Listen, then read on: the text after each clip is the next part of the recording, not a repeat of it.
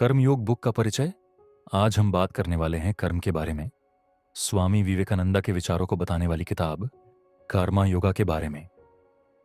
स्वामी विवेकानंदा का असली नाम नरेंद्रनाथ दत्त था। उनका जन्म 12 जनवरी 1963 को कोलकाता में एक अमीर और धार्मिक बंगाली परिवार में हुआ था। उन्होंने प्रेसिडेंसी कॉलेज से अपनी पढ़ाई पूरी की।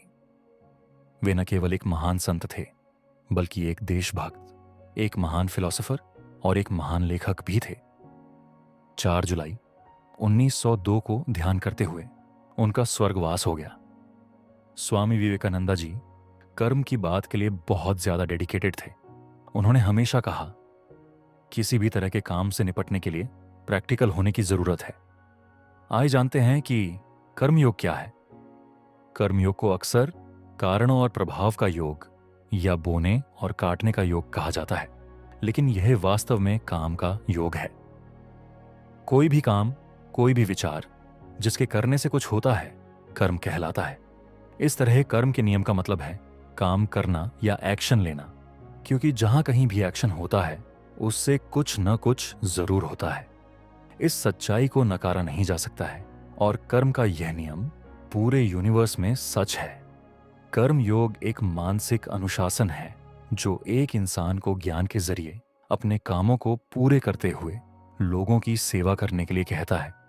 हम कर्म योग से काम करने का रहस्य, काम करने का तरीका और काम करने की शक्ति के बारे में सीखते हैं।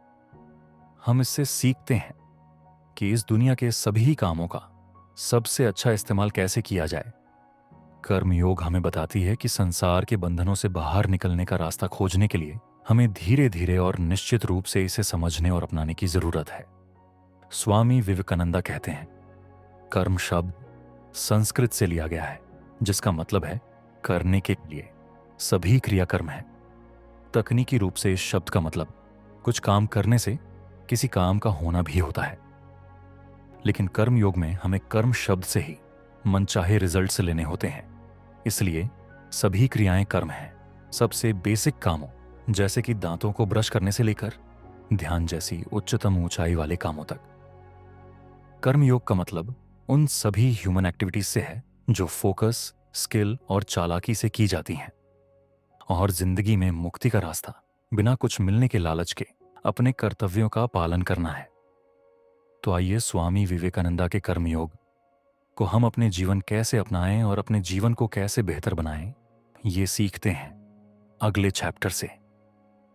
और अगर ये वीडियो आपको अच्छा लगा तो उसे किसी एक व्यक्ति साथ जरूर शेयर करें